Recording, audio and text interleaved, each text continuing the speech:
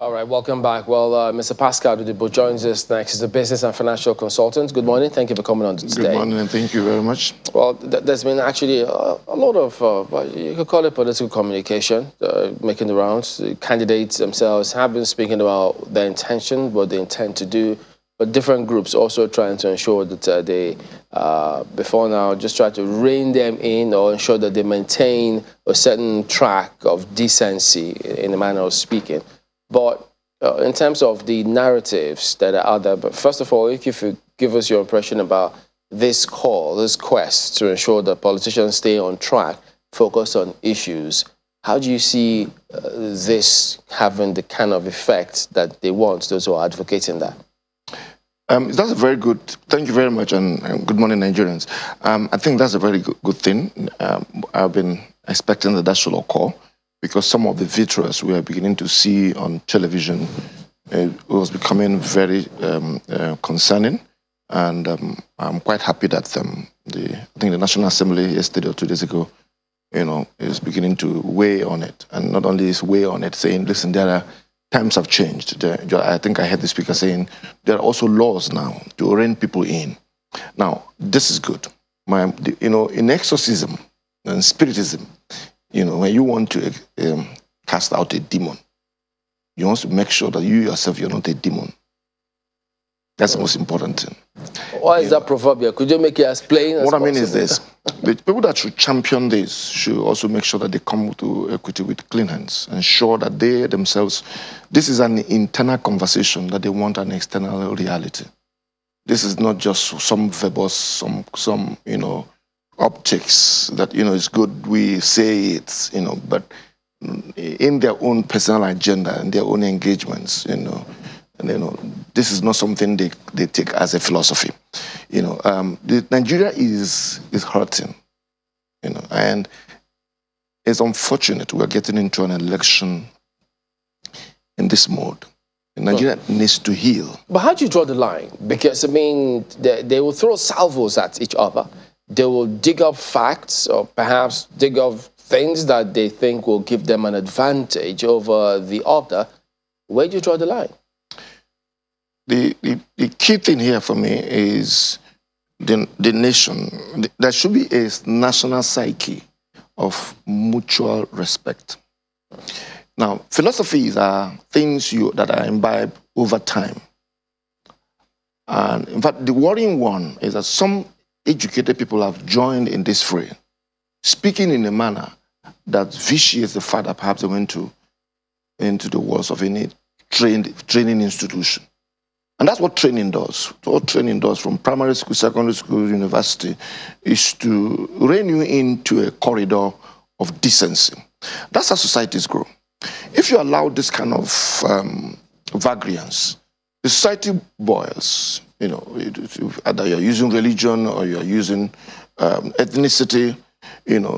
After you win an election, you now need to govern.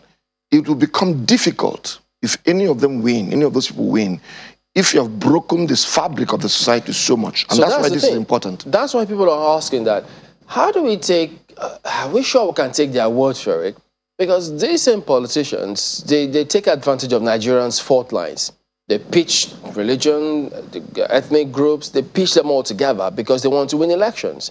And then the time for election, they say, well, you have to be decent about this. So people say, are we sure this is not just about them trying to stay off curveballs? Then afterwards, they go back and let people know. And this is my take.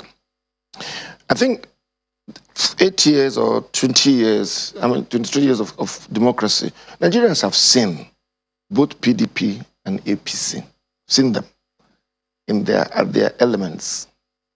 So I'll be very concerned if anybody in the streets needs to be convinced about these two parties. The concentration now should really be on any new entrant into the place. So is this guided to the Labour Party? No. I'm not talking about the Labour Party. I'm talking about how do we engage.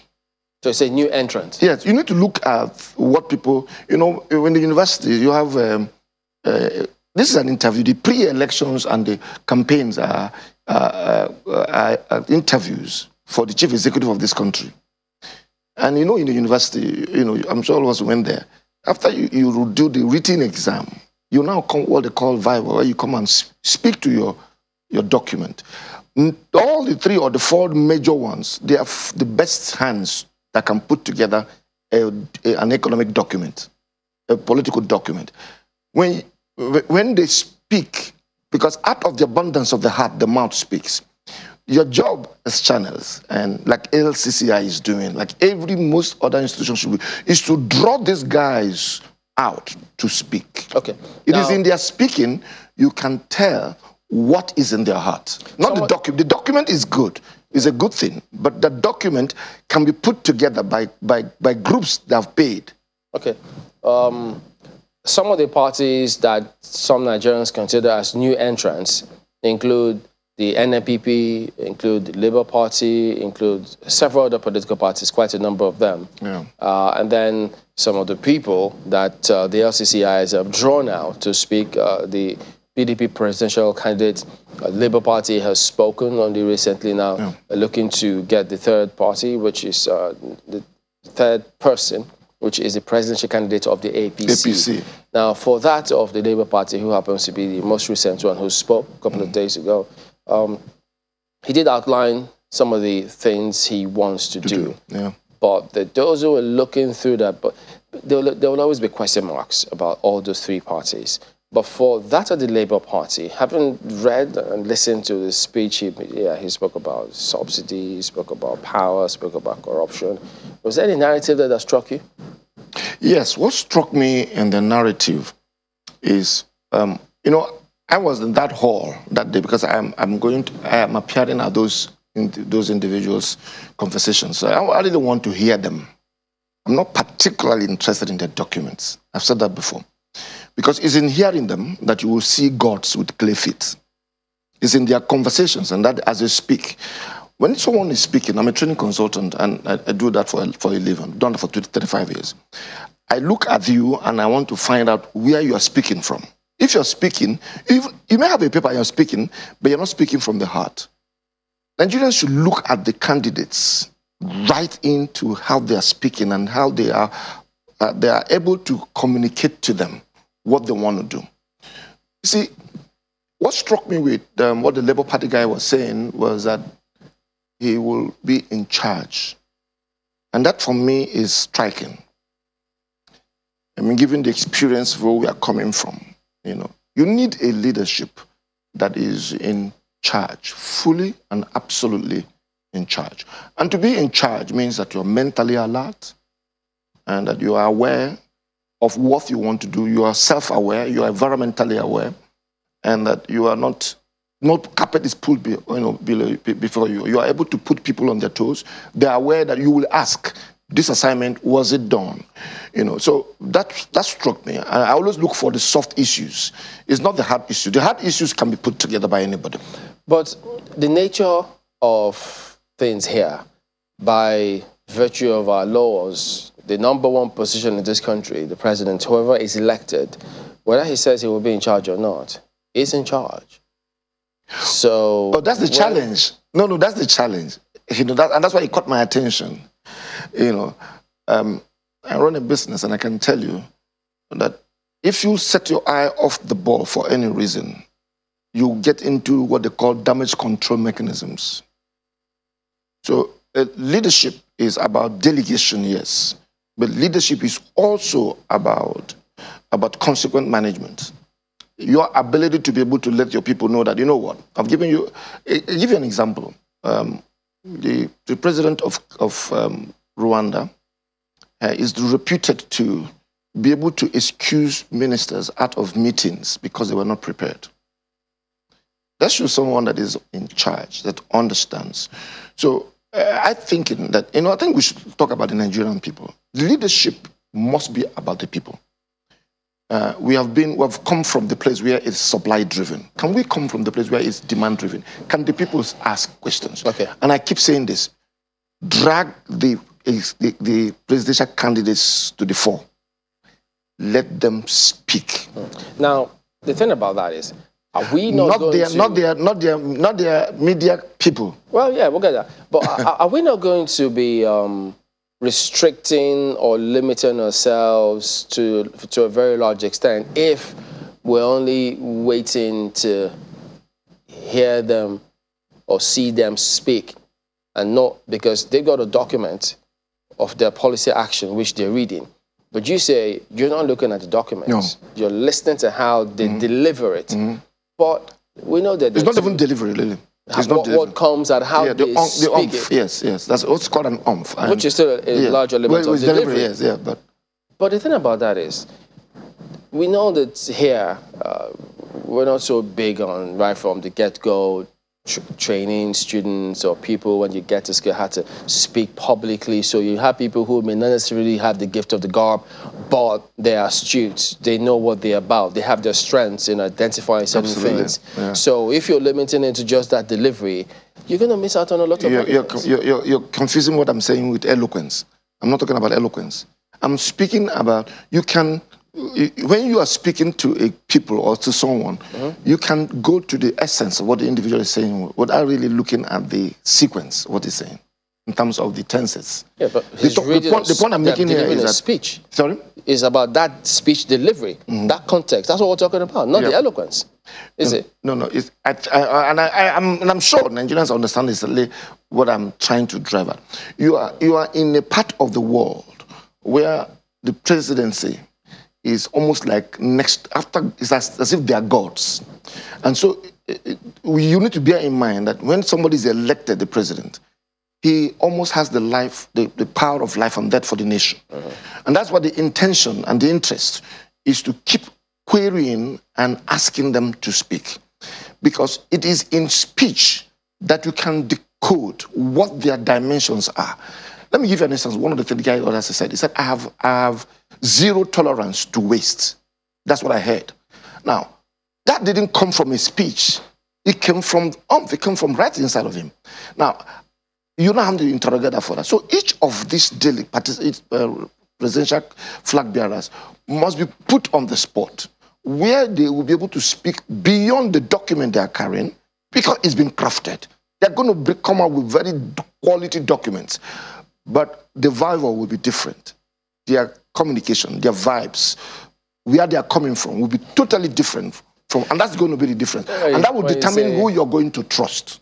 When you speak about that vibe, you forget that those who are usually in that particular setting, they have a certain mindset, they know what that is about, so that their level is different from those who will be employing these people to come and serve them. So literacy level across board is different. So how they look at these candidates will be different. So might be, but we'll get your point. But the point is this: all the people that are, all the things our minds have been moved away from this kind of conversations to the people that are shouting on the streets, the number of people that are coming in.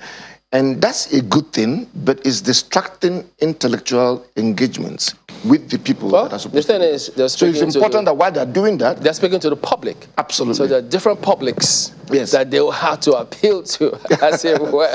Well, let's bring in my colleagues in Lagos. Guys, go ahead. Thank you, Chamberlain. Perhaps our guest is talking about Peter Drucker's famous statement: the most important thing in communication is hearing what isn't said. And that is for the intelligent people. But for those who just want to hear what you have to say, that's perhaps another kettle of fish altogether. Now, you've spoken largely to what the presidential candidates are saying or not saying. But then Nigerians are also employing governors as well to the various states in the length and breadth of the country. And would you say that the level of communication, the political communication now, the things that the governors or governorship candidates are saying to the people, are what the people want to hear or need to hear? Because those are two different things.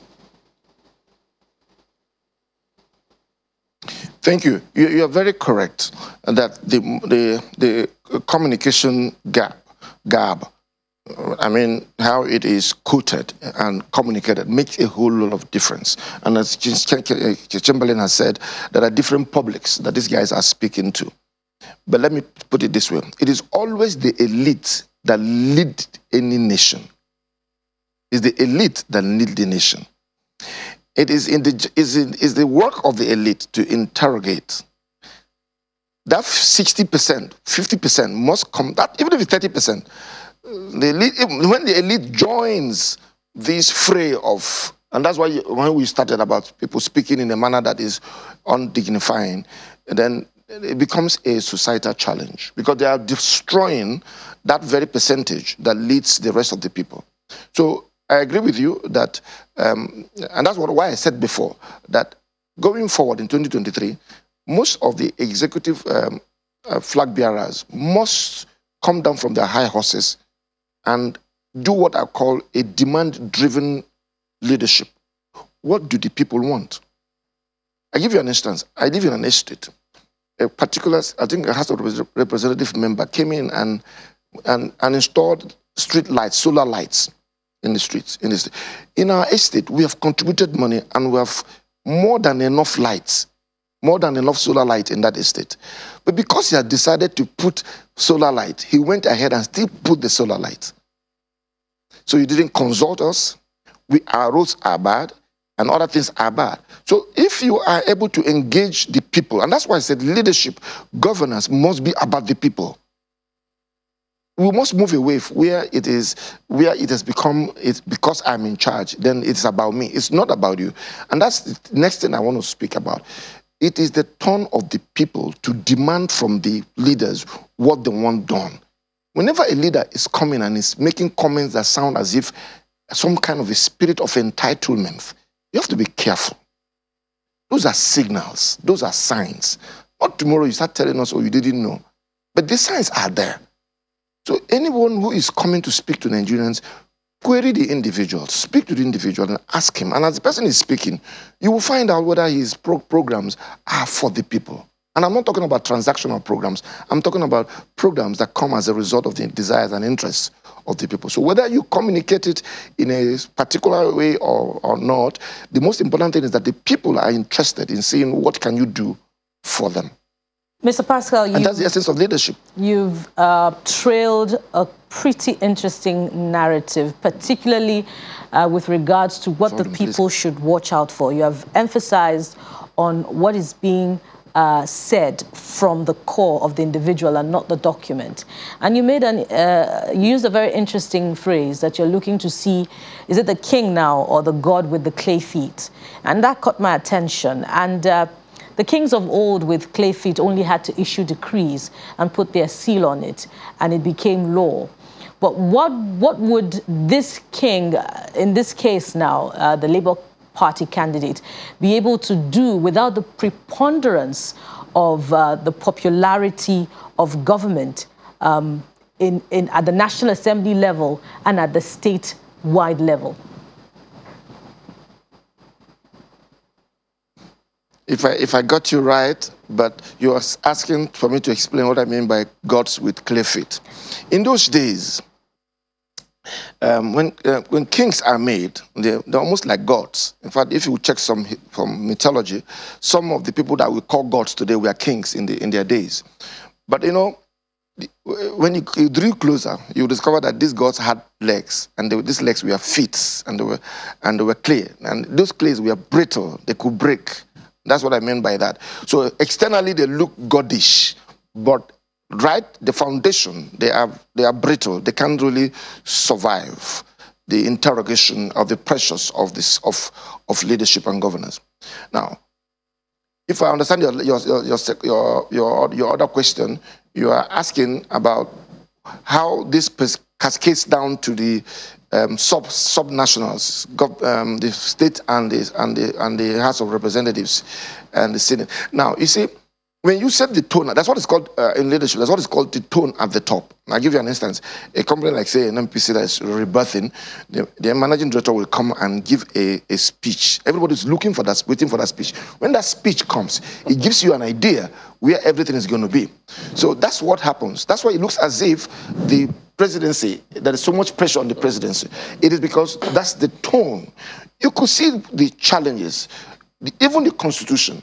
You could see that even the state governors during the NSAS, remember, you know, by the way, people are still trying to forget the NSAS. The NSAS happened. The governor ran to the president. The president said, go back You have you're the governor of Lagos State. Now, this is what we need to begin to do as we begin to birth a new Nigeria. And my point here is this. All right. A new Nigeria is absolutely possible. But the Nigerian people must elect somebody that they trust. And that trust will not be seen in the document. It will be seen when they talk. All right, so I'm sure that they heard that, and we'll see how that eventually goes. Thank you very much indeed, Mr. Pascal Odigbo, who is a business and financial consultant. We will be back in a moment and then get to hear from another party. Don't go away.